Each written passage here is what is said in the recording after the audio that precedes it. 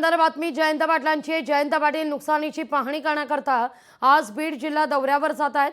दरम्यान सरकारनं पुढे जाऊन मदत करावी असं जयंत पाटील म्हणतायत। जनावरं वाहून गेली आहेत, गावाच्या गावं उद्ध्वस्त आहेत। सरकारनं ताबडतोब नुकसान भरपाई द्यावी अशी मागणी जयंत पाटलांची आहे।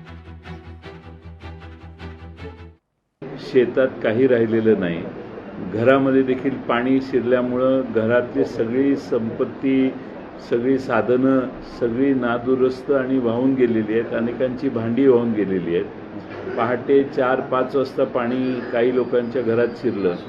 मुलं आणि घरातली कुटुंबीय एवढ्यांनाच बाहेर काढता आलं, बाकीचे सगळं घर वाहून गेलेलं आहे। अशी आज मोठी परिस्थिती निर्माण झालेली आहे आणि म्हणून सरकारने थोडंसं 4 पावलं पुढं नेहमीपेक्षा आलं पाहिजे आणि मराठवाड्यातल्या या अतिवृष्टीच्या या प्रसंगाला शेतकऱ्यांना मदत केली पाहिजे। आमची मागणी आहे सरकारकडून की प्रति एकर सरकारने 50,000 रुपये तातडीनं द्यावेत। त्यासाठी जर सरकारला हप्ते पाहिजे असतील तर किमान 25,000 रुपये हे ताबडतोब सरकारने शेतकऱ्यांना दिले पाहिजेत आणि प्रति एकर हे आकडे असावेत।